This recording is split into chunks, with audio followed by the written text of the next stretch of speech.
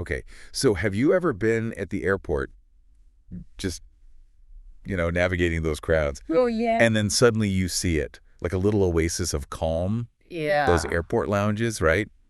With like the comfy chairs and people just chilling. Totally. It always seems so exclusive to me. Like you need to be some hotshot business traveler to get in. You know what? You don't need a private jet or $1 million deal to get a little piece of that lounge life. Oh, really? Tell me more, because I'm definitely not racking up frequent flyer miles like crazy. Let's just say there are ways to hack the system, and today we're diving deep into airport lounge hacks with travel expert Ahmed Dawn. Okay, I'm intrigued. He's got some really interesting insights, like this 80-20 rule he talks about. He estimates that 80% of people in those lounges, they didn't even pay for business class. 80%? Yeah, Hey, so how are they getting in on the action? Credit cards. Wait a second, are you serious?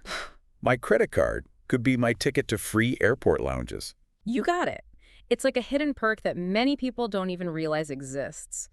A lot of premium travel credit cards, they actually offer airport lounge access as a standard benefit. Interesting. So instead of dropping a ton of cash on those business class seats, I could be using my everyday spending to earn my way into a comfy chair and a free snack. Exactly. Think of it this way. You're basically paying for the lounge access through the card's annual fee. Right. But here's the thing. Those fees are often, like, way more than made up for by all the extra perks and rewards you get with the card, including those valuable lounge visits. So it's like getting the lounge access as a bonus on top of everything else. Which cards are we talking about here? Which ones should people look into if they're interested in this kind of perk?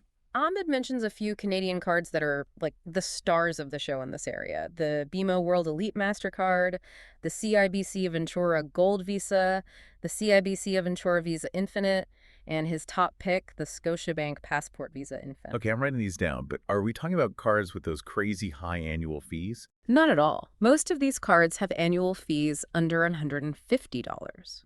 Okay, I know that might still seem like a chunk of change, Sure. but when you factor in all the benefits you get, especially those free lounge visits, it might be just the thing to make your airport experience way more enjoyable. Yeah, that's true. $150, that's what, like 2 meals at the airport these days? Pretty much. So if you're someone who travels even just a few times a year, it could easily pay for itself. Okay, so let's talk specifics. When we say lounge access, what does that actually mean? Like, how many times can you actually get into those lounges with these cards? Great question. Most of them give you a set number of free lounge visits per year. Usually it's around 4 to 6, depending on the card and the program. Programs. Hold on. They're different programs, too. Yeah, there are a couple of major players in this space, Right. like the BMO card. That one's connected to the MasterCard Travel Pass, which is actually provided by DragonPass. Okay. While the CIBC cards and the Scotiabank card, they work with the Visa Airport Companion Program. So different cards, different programs, but ultimately the same result, right? Yeah. Free time in those sweet airport lounges. Exactly. I got it. You mentioned earlier that the Scotiabank Passport Visa Infinite was Ahmed's top pick. Is it just because you get 6 visits with that one? Well, the 6 visits are awesome, don't get me wrong. For sure. But there's another big reason that card stands out, especially if you're a fan of international travel. Okay, what is it? The Scotiabank Passport Visa Infinite has 0 foreign transaction fees. Oh, wow. That is huge, especially if you travel a lot. Right. That can literally save you a ton of money when you're using your card overseas. No need to stress about those pesky fees, Just relax and enjoy your trip. That peace of mind is priceless.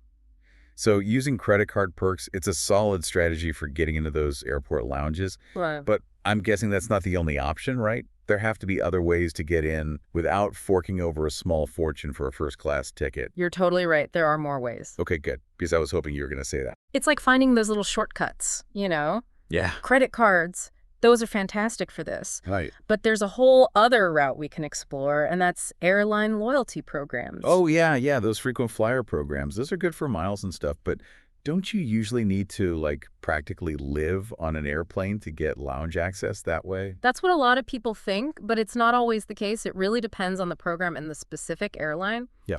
Some, they make you work for it. You need to, rack up a ton of miles to reach that elite status and unlock the lounge perks. Right. But then you've got others where it's a bit more, I guess, down to earth. They might have different tiers, I see. And you can get lounge access as you gradually earn points, even if it's not a crazy amount. Interesting. So it's definitely worth taking a look at the details of the airlines you fly with the most. Okay. You might be surprised at what you can get, even with a, like, entry-level membership. So even if you're not a super frequent flyer, you can still kind of dip your toes into these programs and maybe find some good stuff. Exactly. And hey, what about those airline alliances? Have you ever looked into those? The alliances, I mean, I know they exist, but I don't really know how they work. Well, think of it like a team, a bunch of airlines working together. Okay. So let's say you usually fly with one airline that's part of an alliance, like Star Alliance or oneworld, for example. Okay. Your status with that one airline, it might actually get you lounge access with another airline in that same alliance. Oh, wow. So it's like having a secret password that works at different places. Exactly. So it's like expanding your options without even trying. It's really good to know. Okay, so we've got credit cards, we've got loyalty programs, alliances. Anything else for those of us who, are watching our wallets? Yeah. Like maybe something for people who aren't ready to commit to a whole year of a credit card or a travel program. Let's see, what else is up our sleeve? Oh, I know. Some airports, they actually have their own independent lounge membership programs. Really? Yeah. So you pay an annual fee, but it could be worth it if you're always going through that same airport and you really want a guaranteed comfy spot. It's like a gym membership. Yeah. But for airport relaxation. There you go. Exactly that. That makes sense if you're a frequent flyer, but what if you're not and you don't want to commit to a whole membership thing? Any options for just like one-time lounge visits? You know what? You can usually buy a single entry pass. Oh, really? Yeah, you can usually get them directly from the lounge or even through those online travel booking sites. Okay. And those can actually be a pretty good deal, especially if you've got a long layover and you just need a place to chill. It's like a mini vacation within your trip. Or exactly. A little escape from the airport chaos. I like it.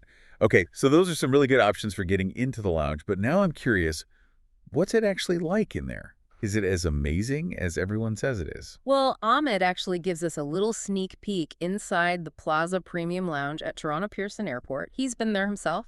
Oh, perfect. Tell me everything. What's it like?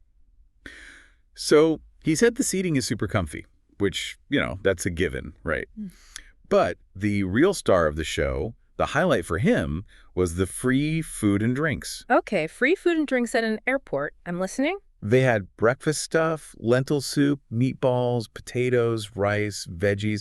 I mean, the works. Plus, your usual coffee machines. And he made sure to mention that the restrooms were clean, which is always a plus in an airport. Oh, yeah, definitely a plus. Clean restrooms can make or break an airport experience. It's the little things, right? Exactly. So free food, drinks, place to freshen up. Sounds pretty good to me.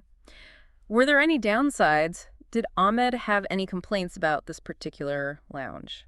Let me think. He did say that it was a bit small. Oh. Not tiny or anything. Right. But he said if you're just there for a quick layover, it might not be worth it.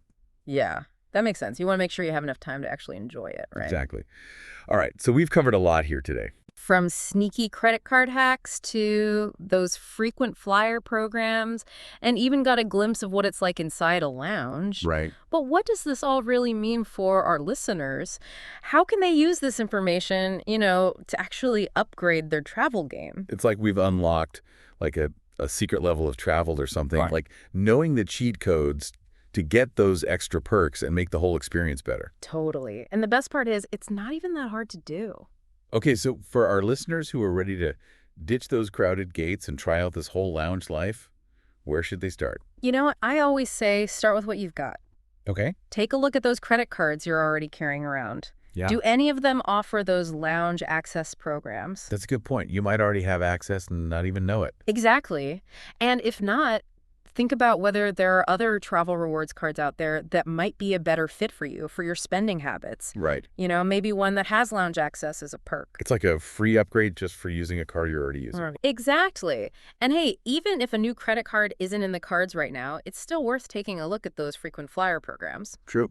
Like we were saying, you never know. You might be surprised at what they offer, even with a basic membership. Yeah, some airlines are pretty generous with those perks, even if you only fly with them a few times a year. Right. And don't forget about those airline alliances. Those can be a game changer. Oh, yeah. Good point. It's easy to forget about those. It's all about, being a little strategic, making the most of what you've already got. So basically, next time you're planning a trip, don't just book the flight and be done with it.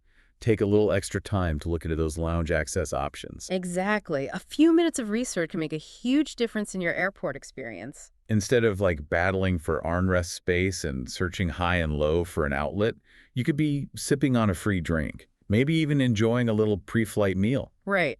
All in a calm, comfortable environment. Okay, that sounds way better. Oh. This whole conversation has me rethinking how I approach air travel, for sure. I love it. And it's not just about the free stuff. It's really about, carving out a little bit of time for yourself Oh, yeah, during what can be, a pretty chaotic travel day. absolutely. Maybe even enjoying it a little bit. Well said. So, for our listeners, here's something to think about as you plan your next trip. Does knowing about those free airport lounges, does that change your approach at all? Will you be checking for those credit card perks, maybe looking into a loyalty program, or even just considering a day pass if you've got a long layover coming up? Let us know. We love hearing from you. And until next time, happy travels. May your airport experiences be filled with a little extra comfort and who knows, maybe even a little luxury.